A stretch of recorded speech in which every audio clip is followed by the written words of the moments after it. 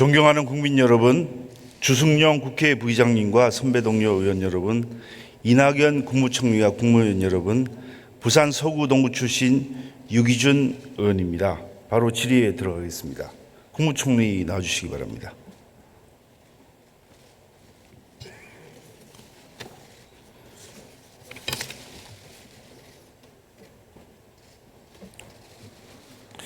저하고는 여러 번 그동안 대정부 질의 답변하셨죠? 네. 예.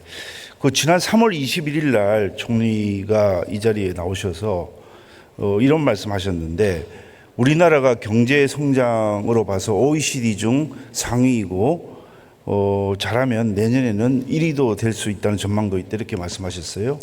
네, 그것에 오류가 있었다는 것을 말씀드립니다. 30, 50. 근데 불과 얼마 되지 않아 가지고 그때 바로 송원석 의원님의 지적에 바로 받아들여 잘못하신 거죠? 시정을 한 적이 있습니다. 예. 네.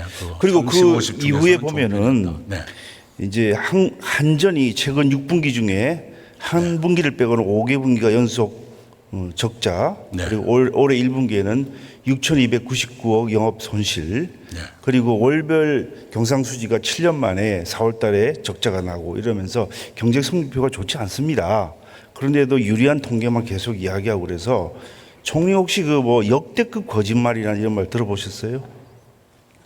거짓말 중에 많은 사람을 네. 한꺼번에 속이거나 네, 아니 그 제가- 거짓말의 내용이 네. 너무나 허황해서 하는 말이 그게 네. 요즘 젊은 친구들이 하는 역대급 제가 거짓말입니다. 알고 거짓말 하고 다니는 그런 인생은 살고 싶지 않습니다만. 자, 원래 모르고 그런 일이 말씀하신 그 있었습니다. 부분이 그때 어떤 의도로 하셨는지는 모르겠습니다만 그런 전망까지 내년에 1등할 거라고 그렇게 예상이 아니, 된다. 그래서요? 그렇게까지 말하면서 아까도 이거는 말씀드린 것처럼. 국민을 속인 거예요. 아니, 송원석 의원님의 지적에 제가 수긍을 했습니다.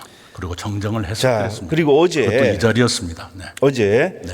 윤석열 검찰총장 후보자 청문회 때 그 윤대진 검사장의 형이 그 지금 여러 가지 뇌물수수 등으로 인해 가지고 수사를 받고 있지 않습니까? 그래서 그에 대해서 변호사를 소개해 주지 않았다고 이야기했는데 바로 지금 그 녹취록이 나와가지고 자기가 변호사를 소개해 줬다고 그렇게 이야기를 했습니다. 그것도 여러 번 의혹이 제기됐는데 본인이 거짓말을 하다가 지금 거짓말이 들통난 거 아닙니까? 제가 그것도 역대급 거짓말로 저는 생각하고 싶은데 제가 윤석열 그 후보자 사퇴시킬 생각이 있습니까? 제가 그 관계는 사실관계를 모릅니다. 모르긴 뭘 모릅니까? 어제 다 공개가 다 됐는데 총리가 그 청문회도 안 보세요? 어느 것이 진실인지를 모른다는 뜻입니다. 아니 자기가 이전에 한 말이 그 녹음 파일에 의해서 어제 재생이 돼 있지 않았습니까? 네, 그래서 그것도 모른다는 겁니까? 그 사실관계를 제가 팩트 아직은 체크도 안 파악하지 하시고 못하고 계십니까? 있습니다. 자, 최근에 북한 목선이 우리나라의 영해상으로 들어와서 47시간 동안 그 아무 인식도 되지 않은 상태로 삼척항으로 들어왔죠. 네, 우리나라가 가지고 있는 여러 가지 장비는 나뭇잎 하나도 바다에 떠 있으면 식별할 수 있는 그런 아주 고성능인데도 불구하고 그 왜 식별을 못했죠? 네, 레이더를 저도 봤습니다만은 대단히 전문적인 안목이 필요하겠구나 생각을 했습니다. 자, 전문적인 안목이라기보다는 잠깐만요, 제 말씀이 안 끝났습니다. 하세요. 그래서 그 경계는 실패한 것이라고 이미 정부가 시인했습니다. 그래서 지금 대통령이 그로 인해 가지고 안보 이실장을 경고를 했죠. 네, 네, 그리고 차장입니다. 네. 이 차장이죠. 네. 그리고 이제 6월 15일 날 그런 일이 발생했는데 6월 17일 이틀 후에 합참에서 발표를 할 때 그 북한 선박이 어디에 있다고 이야기를 했습니까? 네, 그 문건은 제목은 인근이라고 되어 있는데 그 내용은 삼척항 방파제라고 되어 있었습니다. 삼척항 인근하고 삼척항 안은 다르지요. 삼척항 인근이라는 것은 삼척항을 제외한 그 근처를 말하는 거고 네. 삼척항은 그 안에 들어있는 그 자체를 말하는 건데 이걸 인근이라고 말하면 이 사실을 벌써 축소 은폐하려는 시도가 거기 반영이 된 거 아닙니까? 오늘 아침에 신문을 보니까 네. 그 당시에 국방장관하고 합참의장도 이걸 보고를 받고 이렇게 발표하는 걸 승인했다고 지금 기사가 나와 있습니다. 네. 보셨습니까? 네, 그 설명을 드리겠습니다. 그 이틀 전 6월 15일 아침에 그 목선이 발견됐었는데요. 그때 첫 발표를 해경이 했습니다. 첫 발표는 삼척항으로 되어 있습니다. 만약 정부가 은폐 축소하려 했다면 첫 발표를 그렇게 했겠습니까? 그 자, 이틀 뒤에 군에서 발표했는데 제목은 인근, 내용은 삼척항 방파제로 되어 있습니다. 자, 그래서 그 말씀이 의도라고 보지는 않고요. 총리 가만히 계세요. 네. 그 15일 날 그 해경에서 그런 내용의 전문을 네. 청와대하고 그 군부대에 그렇게 보냈지 않습니까? 거기도 삼척항이라고 돼 있어요. 네, 그렇습니다. 그런데 이거를 그 이틀 후에 합참에서 그렇게 발표를 하면서 삼척항 인근이라고 말했다는 것은 이 사실을 보는 정부의 눈을 반영하고 있는 겁니다. 인근하고 그 삼척항은 다르지요. 거듭 말씀드리지만요. 그래서 이거는 이 사실을 축소 은폐하려는 시도가 여기 있다 이렇게밖에 볼 수 없는 거랍니다. 축소 은폐하려면 그 내용에도 아니, 그렇게 앞으로도 이 써야죠. 사실을 내용은 조사할 때 삼척항 방파제로 되어 있고요. 이 사실을 조사할 때 네. 한견에 한 바로 점의 그것 편견 때문에 없이 바로 잘 그것 조사를 때문에 하시기 경고를 바랍니다. 받고 여러 가지 무슨 보직해 힘든 사람도 있고 징계를 받는 사람도 있고 그렇지 않습니까? 그래, 거기도 지금 막상 잘못했다고. 징계를 받아야 될 사람이 따로 있고 국방장관이 그 책임을 지고 해야 되는데 면피성 발언을 하고 자기 밑에 부하들이 이렇게 그 희생을 당하고 그 책임을 중당하는 그런 일을 해서 되겠습니까? 이것도 뭔가 잘못된 거 아니겠어요? 네, 국방장관이 여러 차례 사과를 드렸습니다. 이번 일이 좋은 교훈이 되도록 하겠습니다. 사실 금년 들어서만도 북한 어선 목선이 80차례나 넘어왔는데 모두 적발해서 돌려보냈습니다. 이번에 그 목선을 제대로 제지하지 못하고 발견하지 못한 것은 크나큰 실책이었다고 생각합니다. 예. 자, 최근에 이제 한일 관계에 대해서 국제 관계에 있어서는 영원한 적도, 영원한 친구도 없다. 그리고 오직 추구하는 것은 국가 이익이다. 그런 말이 있지 않습니까? 근데 최근 일본과의 관계가 워낙 안 좋은 상태로 치달아 가지고 급기야는 이번 7월 1일 날 세 가지 품목에 대해서 수출 심사를 강화한다고 하고 그 90일간의 수출 심사를 거쳐서 그 이후에 통과가 되면은 그 물건을 우리나라에 보내겠다고 하면서 사실상 이게 수출 통제에 나서게 된 거 아니겠습니까? 그런데 그 이전에 여러 가지 이런 조치를 예단케 하는 일들이 있었습니다. 작년 11월 초에 일본에서 이번에 문제된 에칭가스를 그 한 3일 동안 수출 중단한 적이 있었죠. 예. 그때 우리 정부에서는 그에 대해서 뭐라고 생각을 하고 대처를 했습니까? 작년 10월에 대법원에서 11월. 그 강제징용 판결이 예. 나온 이후로 업계와 많은 대화를 했었고 그런 징후에 대해서도 의견 교환이 많이 있었습니다. 자, 그러면 이번에 그 6월 27일, 28일 대통령이 G20에서 오사카에 갔었죠.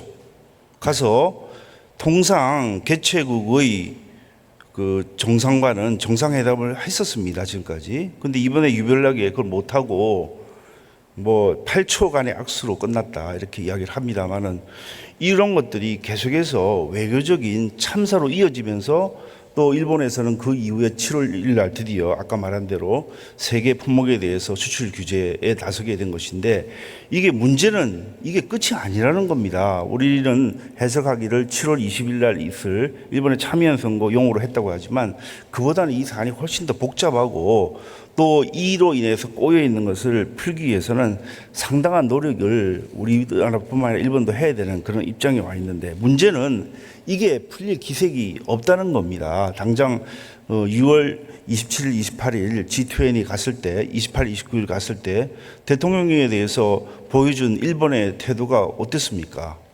네, 뭐 말씀하신 그대로입니다. 그리고 요미우리 신문 보도에 따르면 5월에 이미 일본 정부는 그렇게 하기로 정해놓고 있었고 G20이 끝나기를 기다렸다는 투의 보도가 있었습니다. 자, 이번에 문제가 된 그 대법원의 작년 10월 말에 그 강제징용 판결에 대해서 2006년 8월 말쯤에 8월 20일로 제가 기억하는데 국무조정실에서 보도자료를 낸 거 내용 알고 계십니까? 네, 어떤 내용이었죠? 그 청구권에 대해서는 예. 우리가 8개 항을 우리가 61년도에 일본하고 협상을 하면서 5번째 항으로 그 강제징용에 대한 청구권이 그 안에 들어가 있는 것으로 해석을 하고 그에 따라서 강제징용을 당한 그 당시 생존자 또 사망자 이렇게 나눠 가지고 사망자에 대해서는 2천만 원을 지급하고 그렇게 그 의논을 했었습니다. 그때 그 국무총리가 지금 여당의 대표로 있는 이해찬 의원이고 또 민정수석이 지금 대통령으로 있는 문재인 대통령입니다. 그 사실 알고 계세요? 예. 그리고 자, 그런데 그럼 2006년도에 노무현 정부 때 했던 거 하고 그때는 그게 청구권에 포함된다고 생각을 하고 그에 대해서 배상을 하고 이렇게 했지 않았습니까? 그런데 지금 달라진 이유가 뭐죠? 대법원 판결 때문입니까? 네, 2006년에는 도의적 책임이 있다라고 해서 의원님께서 말씀하신 그러한 조치를 취했습니다마는 그때 지원을 받으신 분들도 이번에 원고에 포함되어 계십니다. 그런데 그런 기조로 말하자면 그 당시에 잠깐만요. 2006년도에 제외된 것은요 세 가지 카테고리입니다. 그 원자력 피폭자, 그다음에 위안부, 그다음에 사할린 강제징용 요 세 카테고리는 빼고 다른 분야인 그 강제징용에 대해서는 여기 들어가는 것으로 보고 그때 보상을 했습니다. 이좀 참고를 하시기를 바라겠습니다. 네, 그런데요. 그런 기조로 법원의 판결이 이어져 오다가 2012년 대법원이 그걸 뒤집지 않습니까? 파기환송을 하고 이번 작년 10월 대법원 판결은 2012년 판결이 연장선상에 있는 것이죠. 그 중간에 대법원 판결이 있었던 건 사실입니다. 우리는 상권 분립이 있기 때문에 대법원 판결도 중시해야 되지만 2006년도에서 만일에 정부가 그런 생각을 안 했더라면 그 사망자에 대해서 2천만 원을 지급하고 생존자에 대해서 얼마를 지급하고 그렇게 할 수가 없는 거죠. 그 볼 때는 이 태도가 그 일관성이 있는 것으로 보이지 않는다는 것이 또 사람들이 하는 말씀입니다. 이런 것들이 쌓이니까 그 우리가 이게 그 이번에 그 수출 규제로 이어지면서 뭐 대책이라고 내놓은 게 지금 뭐가 있습니까? 대책 한번 말씀해 보세요. 여러 가지를 하고 있고요. 그리고 의원님 이번 문제의 소송이 제기된 것도 법원의 판결이 나온 것도 정부가 원했던 것은 아닙니다.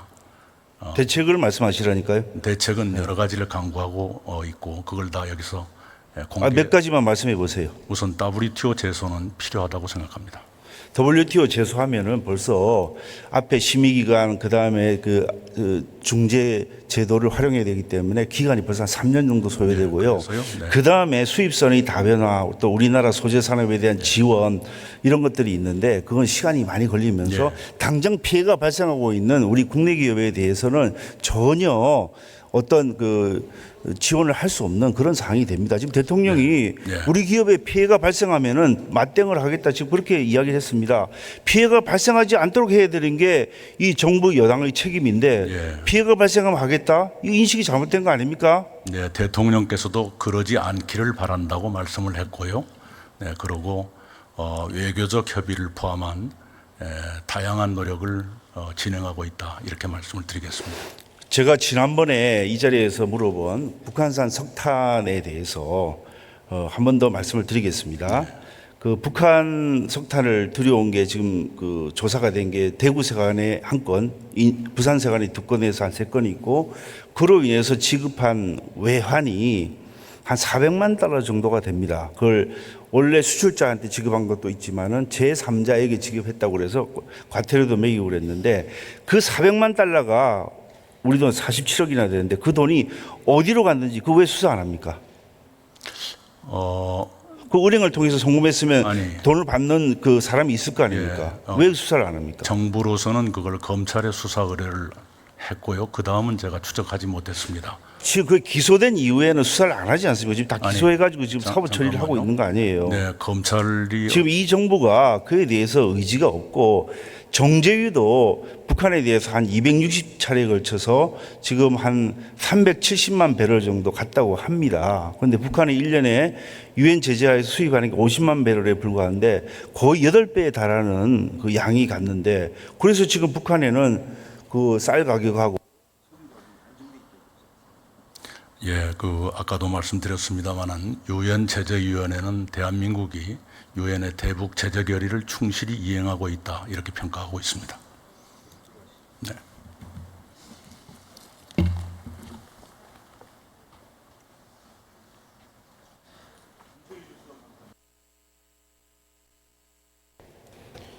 유기준 의원님 수고하셨습니다. 다음은 바른미래당 비례대표 이동섭 의원님 나오셔서 질문해 주시기 바랍니다.